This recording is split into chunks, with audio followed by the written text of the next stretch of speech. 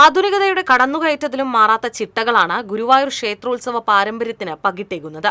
ഇതിൽ പ്രധാനമാണ് ഉത്സവകാലത്തെ മുഖ്യ ആകർഷകമായ പ്രസാദഊട്ട്.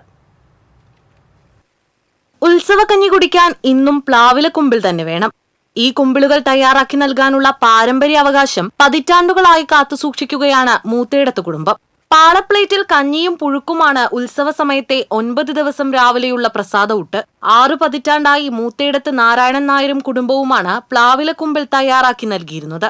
ഇദ്ദേഹത്തിന്റെ മരണശേഷം മകൻ രാമചന്ദ്രൻ അച്ഛന്റെ പാത പിന്തുടർന്നു. 6 വർഷം മുൻപ് രാമചന്ദ്രൻ മരിച്ചതോടെ അവകാശം മകൻ രഘുവിലെത്തി. ഏകദേശം ഒരു ദിവസം 20,000 പ്ലാവിലെങ്കിലും നമുക്ക് വേണ്ടിവരും. ഈ കഞ്ഞി കുടിക്കുന്നതിന് വേണ്ടി പണ്ട് കാലത്ത് ഉപയോഗിച്ചിരുന്നാണ് പാളയും അതേപോലെ തന്നെ പ്ലാവിലയും. ആ ഒരു രീതി തന്നെയാണ് ഇപ്പോഴും ഗുരുവായൂര് നടന്നുകൊണ്ടിരിക്കുന്നത്.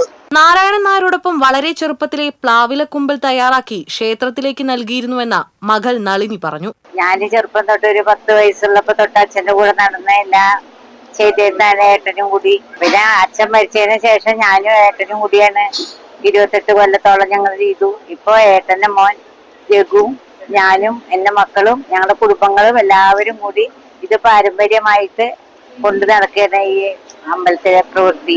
രഘുവിന്റെ നേതൃത്വത്തിൽ 15ഓളം പേരാണ് ഈ പുണ്യകർമ്മത്തിൽ വ്യാപൃതരായിരിക്കുന്നത്.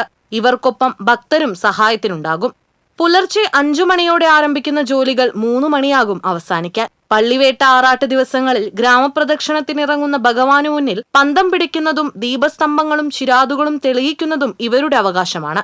ആദ്യകാലത്ത് ഇവരാണ് പാള കുത്തി നൽകിയിരുന്നത്. പാളപ്ലേറ്റ് വിപണി കൈയടക്കിയതോടെ അവകാശം പ്ലാവിലക്കുമ്പിളിൽ ഒതുങ്ങി. ഇതിനാവശ്യമായ ഈർക്കിലി കഴുകി ഉണക്കി സൂക്ഷിക്കുകയാണ് പതിവ്. ആറാട്ട് കഴിഞ്ഞ് ഉത്സവ കൊടിയിറങ്ങുന്നതോടെ ഇവർ അടുത്ത വർഷത്തേക്കുള്ള ഈർക്കിൽ തയ്യാറാക്കി തുടങ്ങും.